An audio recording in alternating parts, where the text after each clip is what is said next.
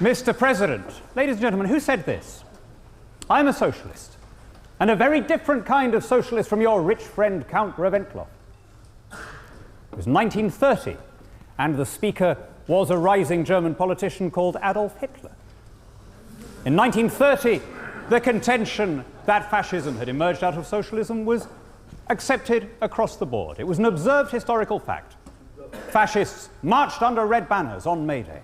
Their leaders believed in high tariffs, in workers' control of factories, in a moment, in common production of distribution and exchange, as we just heard. Go on. Will the Speaker agree that the first inmates of the concentration camps in Nazi Germany were communists and socialists? And there was a reason why. And peu de patience, as we say where I work. It is absolutely true that socialists of the national and Leninist varieties were bitterly opposed. They were fishing in the same pool. They were competing for the same kind of voter. The one kind of person that neither brand of socialist had any time for was the classical liberal, what they called the decadent Anglo-Saxon bourgeois capitalist. Why? Because theirs was an ideology that elevated coercion over freedom. Now, why do I begin with this Godwin's Law high-stake opening? Two reasons. First of all, as a corrective to the self-righteousness that we've already started hearing, where people who claim to be socialists then start claiming credit for everything from the extension of the franchise to the extension of universal education. But my real point is this one. Socialism rests on compulsion. Its defining ethic is not equality, but coercion. Socialism and capitalism are matrices. They are economic systems within which people can be generous or greedy. They can be selfish or altruistic. Human nature comes whether from our genes or from our maker. It isn't something that's created by an economic system. But what's unique about socialism is the readiness of the state to deploy coercive force.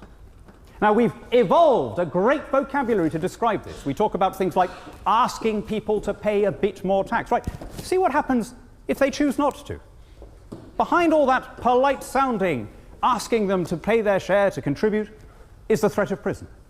Now, of course, there are some occasions where any society will need to rely on coercive force, on incarceration. There are some taxes that are necessary in any system. We all accept that. But the use of coercive and ultimately lethal force by the state is its most awesome and awful power. We should tilt the balance as far as we can to liberty. Before using that power should be used, as the prayer book says of marriage, reverently, discreetly, advisedly, soberly. The idea that, as we just heard from Katie, that those of us on this side are in favor of dog-eat-dog. If by dog-eat-dog you mean the desire for material improvement, that is a fundamental in human nature under all systems. You had it under the communist regimes, you had it under feudal regimes. But what is unique about capitalism is that it harnessed that ambition to a socially useful end. Under every other system devised by human intelligence, a group of people sat on top, and the way to get rich was to suck up to those in power, whether they were kings or bishops or commissars. We, uniquely, in this country, and we then exported it, came up with a system where you satisfied your ambition by serving the rest of your fellow citizens under the law. We channeled that desire for self-improvement in a socially productive way. And that's why socialist countries are not just less wealthy than capitalist ones, but less free. That's the categorical difference between East Germany and West Germany, between North Korea and South Korea. It's not just that socialism doesn't work in the sense that it fails to provide material advance. It doesn't work in that it takes away human dignity and civil rights, above all, our freedom to make choices as autonomous individuals. Yes, sir? How is it freedom to not have your daily bread, to not be able to go to a reasonable school, to not have any opportunities to develop yourself, as a young person or even as an adult who Well, wants to work but who has not been given the... Sure. I mean, let's leave aside whether you mean positive or negative freedom. If you want those opportunities, if you want decent schools, if you want a rise in living standards, would you go to North Korea or South Korea? Would you look at socialism to provide it, or would you look at the free market?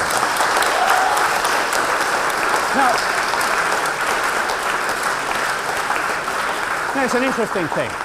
Karl Marx, who of course invented the thing, let's not gloss over that fact. Karl Marx thought that as time went by, it would become more liberal, that he could take the constraints off, that people wouldn't need to be told what to do. And like every other prediction that Karl Marx made, that was the opposite of the truth. You know, it's extraordinary. Marxists uniquely claim that theirs is a scientific rather than a political doctrine. They claim that their truths are empirical. They're not just opinions.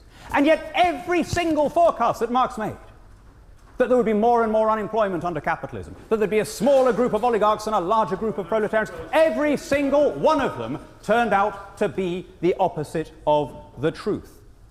I want to tackle one other thing. This idea...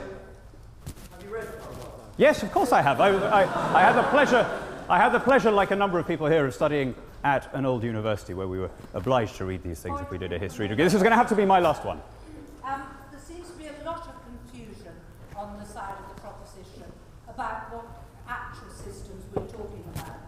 First of all, we're talking about social democracy in Britain as was in the 60s and 70s, which 50s and 60s and 70s, which I lived through and was the best time of my life. Wonderful time. I'm not sure this is a point of information. Anyway, and all sorts of wonderful Thank you. services. Now, we're not talking about that. We've been...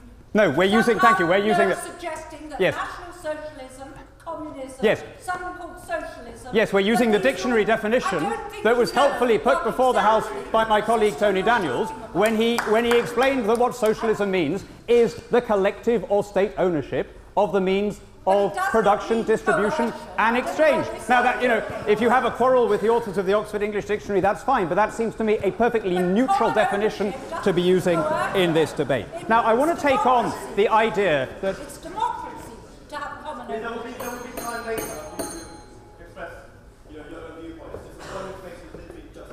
Yes, but there is... Thank you. I want to tackle this idea because it runs through the debate, that somehow on this side we are more materialistic, greedier, less humane, that we have less by way of fellow feeling and sympathy than those on the other side. If you contrast socialist and capitalist economies, you see precious little evidence of that. But for what it's worth, I'm a conservative politician. I spend a lot of my time with libertarians, conservatives, and free marketeers of every stripe. I can tell you, hand on heart, I have never met anyone who derives more pleasure from a healthy bank balance than from listening to Beethoven, or playing with his children, or going for a walk in the country. But what is it that enables us to do those things? It's economic progress. The fact that you have a dishwasher and don't have to spend all your time doing the washing by hand means you can go for that walk in the country. The fact that you've got a car and don't have to queue up at the tram station means you have more time to listen to Beethoven's symphonies. The fact that you don't have to spend 6 weeks working just to feed your children means you can spend the weekend playing with them. And where did those economic advances come from?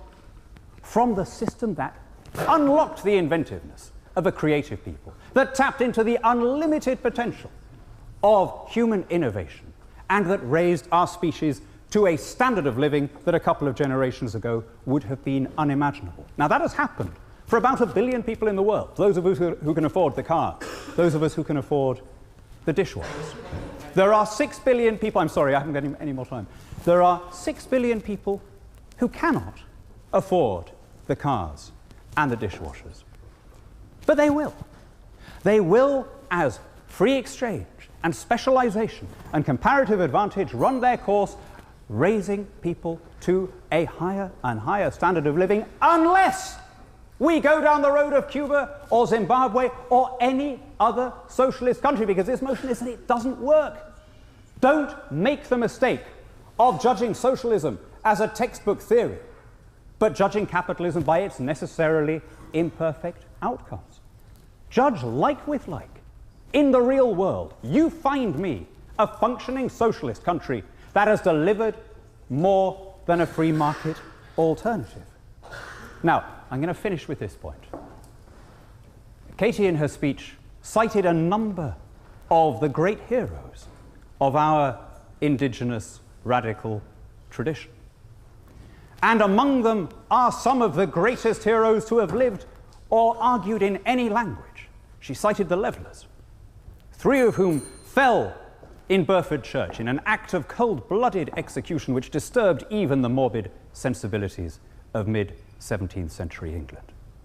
What was it that the Levellers, those far-sighted, heroic men who looked forward to the universal franchise, who looked forward to something that we would now recognize as constitutional liberty and democracy under the rule of law, what was it that they believed? What was the starting point of their ideology? What was it that Richard Overton argued for in his Arrow Against All Tyrants?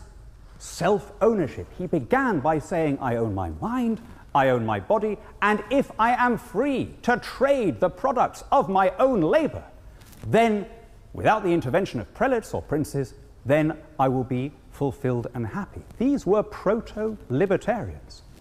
They were radicals, all right, but they understood that freedom was linked, as they constantly said in the very paper that Katie quoted, that liberty and propriety, ownership and freedom were inextricably linked. Let me close with some words of their great contemporary, another libertarian hero, John Milton. Capitalism, this thing that raised our species, developed in some of the Italian northern city-states, was then refined by the Dutch, but it was in this country that it reached its fullest flower and was exported. Addressing the Lords and Commons in 1644, Milton said, "Remember what nation it is whereof ye are, a nation not slow and dull, but quick and piercing of wit." We got the whole thing going. And we ended slavery, and we exported property rights, and we exported the rule of law, and it was all based on raising the individual above the state rather than the other way around. When you walk out of the doors tonight, vote for freedom and remember what nation it is whereof ye are.